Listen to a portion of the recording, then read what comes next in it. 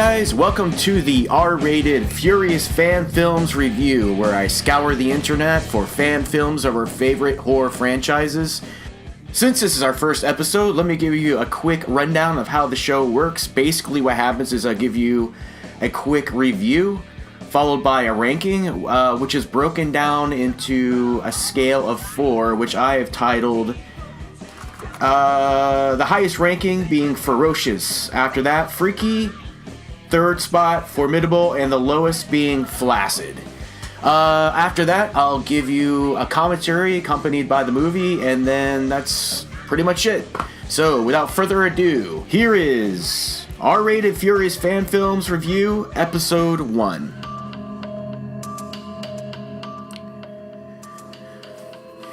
With a runtime of 7 minutes and 43 seconds, director Rickey of Hectic Films Productions focuses on quality over quantity.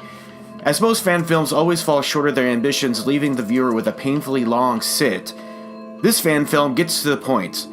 Atmosphere, production value, and of course Jason Voorhees. This quick viewing starts out with some simple exposition in the form of sound clips lifted from the original movies, which is overlaid on top of a sleepaway camp-esque establishing shot. This Jason vignette gets right into it with some quick gore shots, beautiful bad actresses, and yes, even some naked breasts, appropriately blurred for YouTube. While lacking in narrative, which is forgivable given the format, most of the runtime is spent admiring the high production value and consideration given to the execution. Unfortunately, Hectic Films may have gone a touch too far with the color correction, as the short is very dark, which is troublesome since it is poorly lit to begin with. Certain scenes may have been more effective with better lighting. The location for Crystal Lake was excellent, and a fantastic lake shot is provided. Jason himself is portrayed by B-minus movie actor D.T. Carney. The stature and wardrobe were there, but the acting was a bit lacking for Jason's style. The character is easier said than done. The gore effects were top-notch when given in a scene, but unfortunately director Rickey gives us an unclimactic finish for our main victim in red, Chris, portrayed poorly by Erica Morgan, save the one hilarious line in the film delivered unintentionally. Also worth mentioning is the overlay of effects that attempt to portray the short as an old, worn-out VHS-style look. While fun for us nerds, it is distracting and should have been left out in the final cut. In conclusion, Hectic Films portrayed the character and settings competently and faithfully with only some minor flaws. Had perhaps a little bit more thought been given to a narrative and acting, this quick flick portfolio-style piece could have been absolutely killer. At the end of the day, I'd say the Camp Crystal Lake VHS throwback is a fun, superb fan film, leagues better than most you'll find on the web. It would be awesome to see what could be done with a full feature film with a decent-sized budget and a creative team in tow. So in conclusion, I am going to go ahead and give this a ranking of Freaky.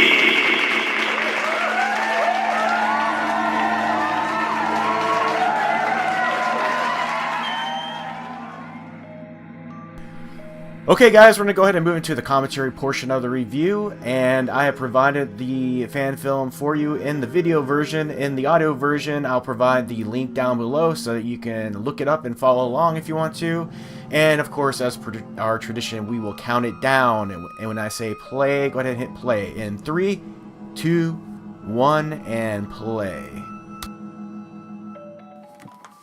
Warning, film is not rated. No shit. As if we didn't know that from the 7 minute and 43 second runtime. But I guess they're just covering their ass. Hectic Films Productions. Check them out. HecticFilms.com. They got some cool stuff over there. It looks like they have an emphasis on action and horror or something. But, yeah, like I said, this is a cool little fan film. I mean, I like the fact that they kept it short, but they made it really good. I'd much rather have that than like 30 minutes of just really boring nothing. Very amateur hour. Nice little shot of their would-be Crystal Lake. Looks more like Northwestern, like Northwest Pacific than, say, New Jersey, but it's pretty good. And this looks kind of like, reminds me a little bit of like a sleepaway camp or something here. But, nice establishing shots, and I don't like the blue tinge. They sort of color corrected everything with this sort of monochromatic blue tint.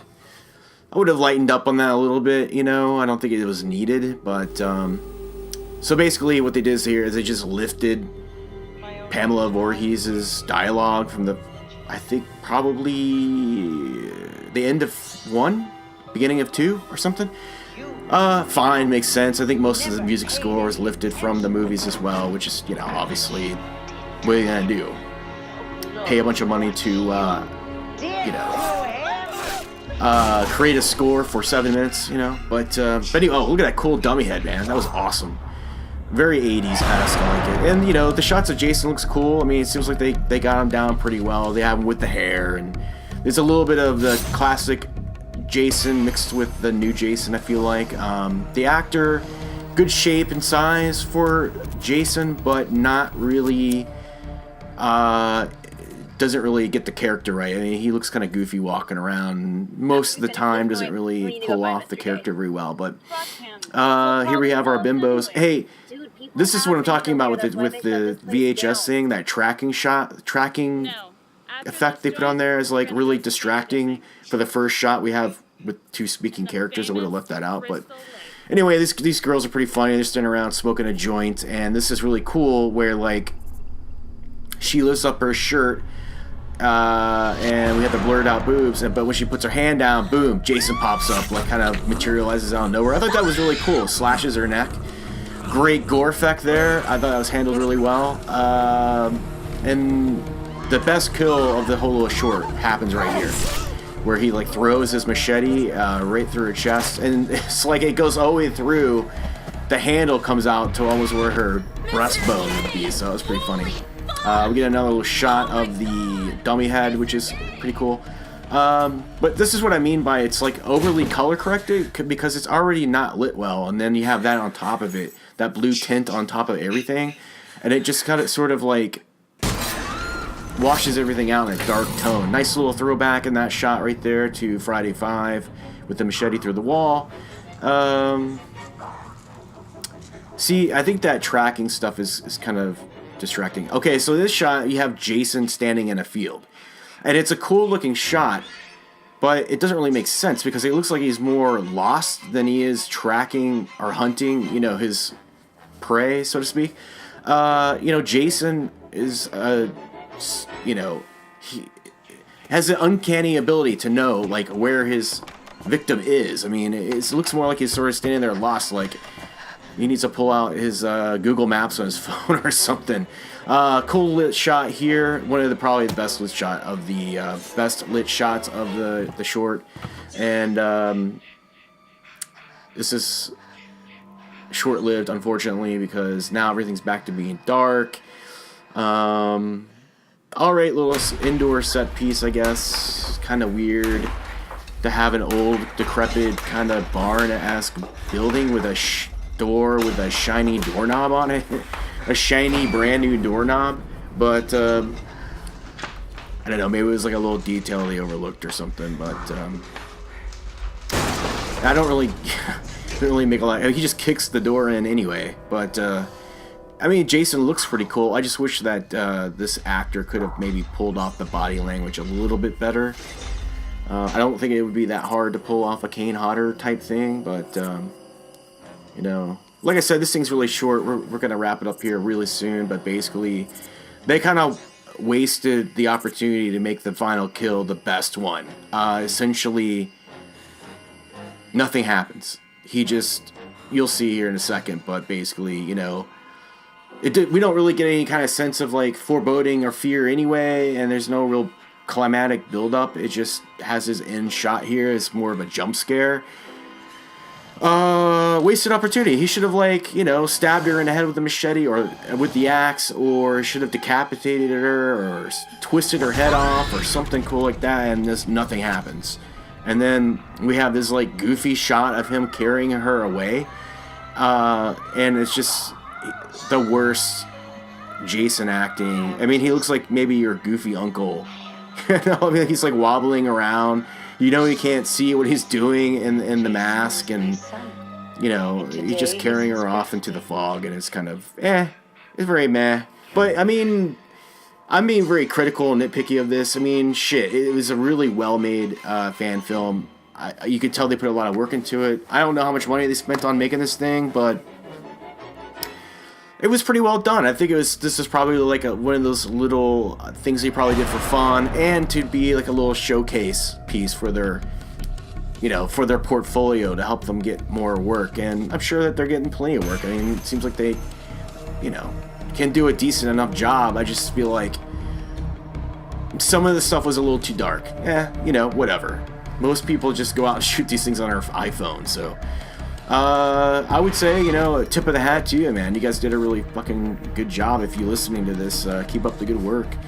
I would, it's some of the, I wouldn't say it's any darker than some of the shots that they put together in that Platinum Dunes Friday the 13th remake. So maybe they were actually trying to follow in suit of that modern sort of look, which I think is probably one of the worst things about the remake, but that's just my personal opinion. But like I said, go check out hecticfilms.com, check them out on Facebook or something, and thumbs up on a worthy fan film for sure. And I'll definitely be back with another one of these real soon. It doesn't really take a lot of time to do one of these because they're so short. But maybe we'll do like a Halloween Michael Myers one next or something, Maybe these fan films are all over the place. Some are horrible, some are, trying really, really hard but still really bad. Some of them are actually pretty damn good. So, yeah. Hope you like this new addition to the channel, and like always, stay awesome and stay R-rated. Cheers.